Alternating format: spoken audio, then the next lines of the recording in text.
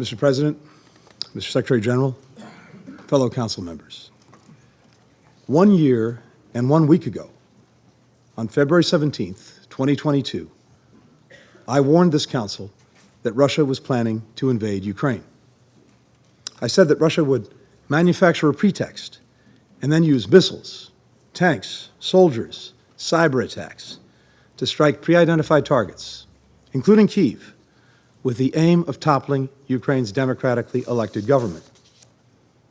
Russia's representative, the same representative who will speak today, called these, and I quote, groundless accusations. 7 days later, on February 24th, 2022, Russia launched its full-scale invasion. Due to fierce resistance by Ukraine's defenders, President Putin failed in his primary objective to conquer Ukraine, end its existence as an independent country, and absorb it into Russia. Then, he dusted off his Crimea playbook from 2014. He called snap referenda in 4 occupied parts of Ukraine, deported Ukrainians, bussed in Russians, held sham votes at gunpoint, and then manipulated the results to claim near unanimous support for joining the Russian Federation. When President Putin couldn't break the Ukrainian military, he intensified efforts to break Ukrainian spirit. Over the last year, Russia has killed tens of thousands of Ukrainian men, women, and children, uprooted more than 13 million people from their homes, destroyed more than half of the country's energy grid, bombed more than 700 hospitals, 2,600 schools, and abducted at least 6,000 Ukrainian children, some as young as 4 months old, and relocated them to Russia. And yet, the spirit of the Ukrainians remains unbroken. If anything, it's stronger than ever. When Ukraine launched a counteroffensive that retook large swaths of its territory, President Putin conscripted an additional 300,000 men, throwing more and more of Russia's young people into a meat grinder of his own making. And he unleashed the Wagner Group, mercenaries who have committed atrocities from Africa to the Middle East and now in Ukraine. Of course, that's not the whole story of the last year. There's also the story of Ukraine's people. Vastly outnumbered, they have fought bravely to defend their nation, their freedom, the right to determine their own future. And they've demonstrated inspiring unity in helping one another endure Moscow's relentless assault. Teachers and community members give classes in bunkers to children. City workers improvise patches to restore heat and power and water to residents. Neighbors set up soup kitchens to feed the hungry. There's also the story of how the international community has come together. The vast majority of member states have voted multiple times to condemn Russia's violations of the UN Charter and reject its illegal attempt to seize Ukrainian territory. Yesterday, 141 countries voted in the General Assembly for a resolution that reaffirms the core principles of sovereignty and territorial integrity, denounces Russia's atrocities, expresses support for a just and comprehensive peace in accordance with the United Nations Charter. When President Putin tried to weaponize hunger, exploiting the worst global food crisis since the creation of the UN, the international community responded swiftly. Since the United States chaired a food security meeting last May, more than 100 countries have signed on to a set of concrete commitments to alleviate hunger. Thanks in large part to the Secretary General, Guterres, and Turkey, the Black Sea Grain Initiative loosened Russia's stranglehold on Ukraine's ports and brought down the cost of grain for the world.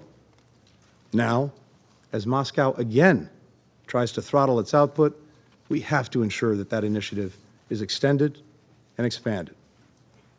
When President Putin tried to weaponize energy, we redirected natural gas supplies from across the world so that countries Russia targeted could keep their people warm in the winter. And Europe took extraordinary steps to end its dependence on Russian energy.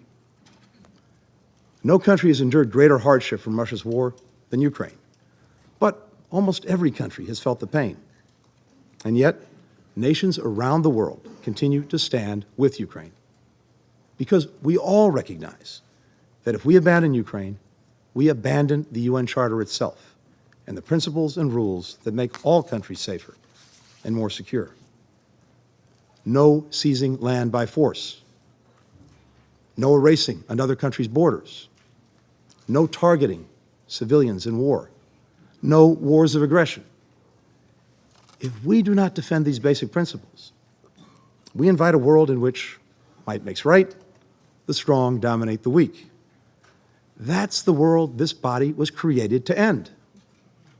And members of this council have a unique responsibility to make sure that we do not return to it. We can do that in three ways. First, we must push for a just and durable peace. Now, I expect that many countries will call for peace today. No one wants peace more than the Ukrainian people. And the United States has long made clear, even before this war, that we're prepared to engage in any meaningful diplomatic effort to stop Russia's aggression against Ukraine. But history teaches us that it's the nature of peace that matters. For peace to be just, it must uphold the principles at the heart of the UN Charter: sovereignty, territorial integrity, independence. For peace to be durable, it must ensure that Russia can't simply rest, rearm, and relaunch the war in a few months or a few years. Any peace that legitimizes Russia's seizure of land by force will weaken the Charter and send a message to would-be aggressors everywhere that they can invade countries and get away with it. President Zelensky has put forward a 10-point plan for a just and durable peace. President Putin, by contrast, has made clear that there's nothing to talk about until Ukraine accepts, and I quote, the new territorial realities, while doubling down on his brutal tactics. Members of this council have a fundamental responsibility to ensure that any peace is just and durable. Council members should not be fooled by calls for a temporary or unconditional ceasefire. Russia will use any pause in fighting to consolidate control over the territory it's illegally seized and replenish its forces for further attacks. That's what happened when Russia's first assault on Ukraine froze in 2015. Look at what followed. And members of this council should not fall into the false equivalency of calling on both sides to stop fighting or calling on other nations to stop supporting Ukraine in the name of peace. No member of this council should call for peace while supporting Russia's war on Ukraine and on the UN Charter. In this war, there is an aggressor and there is a victim. Russia fights for conquest. Ukraine fights for its freedom. If Russia stops fighting and leaves Ukraine, the war ends. If Ukraine stops fighting, Ukraine ends. The fact remains, one man, Vladimir Putin, started this war. One man can end it. Second, even as we work to end Russia's war against Ukraine, members of this council must continue to address other challenges to international peace and security. We hear the concerns of countries who worry that standing with Ukraine and holding Russia accountable is diverting focus and resources from others in need. To those countries, I would say simply, look at our actions. And when you hear Russia and its defenders accuse the countries who support Ukraine of ignoring the rest of the world, I say, look at Moscow's actions. Compare the numbers. In addition to the $13.5 billion in food aid that the United States contributed to fight hunger over the last year, we also fund more than 40% of the World Food Programme's budget. Russia contributes less than 1% of that budget. That's not an outlier. Based on the latest UN figures, the United States donates over 9 times as much as Russia to UN peacekeeping. We donate 390 times as much as Russia to UNICEF. We give nearly 1,000 times as much as Russia to the UN Refugee Agency. Third, we must reaffirm our commitment to upholding what the UN Charter calls, and I quote, the dignity and worth of the human person.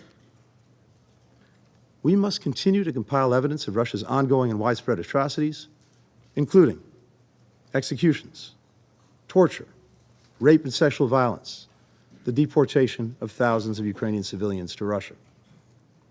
We must continue to document Russia's war crimes and crimes against humanity and share this evidence with investigators and prosecutors so that one day the perpetrators can be held accountable.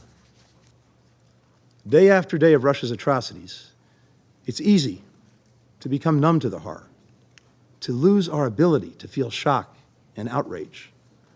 But we can never let the crimes Russia's committing become our new normal. Bucha is not normal. Mariupol is not normal. Irpin is not normal.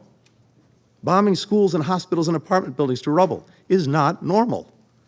Stealing Ukrainian children from their families and giving them to people in Russia is not normal. We must not let President Putin's callous indifference to human life become our own. We must force ourselves to remember that behind every atrocity in this wretched war, in conflicts around the world, is a human being. I recently visited an exhibit of artwork made by Ukrainian children affected by the war. One painting I saw was made by a 10-year-old girl named Veronica. Last April, Russian forces shelled her home in Vuhledar, killing her whole family. When first responders dug her from the rubble, a piece of shrapnel was lodged in her skull. Her left thumb had been ripped off. Doctors saved her life, but the attack left her right hand mostly paralyzed, and she can't see out of her left eye. In her painting, Veronica drew herself in a bright pink and orange dress, holding a bouquet of flowers. A building stands next to her. When asked who lived there, she said it was a place where all the people she knew who had been killed in the war could be safe. We, the peoples of the United Nations, determined to save succeeding generations from the scourge of war. That's how the UN Charter begins. Fellow members of this council, now is the time to meet that promise. There are so many people in Ukraine who want the same thing as that little girl, Veronica. A world where they can live in peace, in their own country, and keep the people they love safe.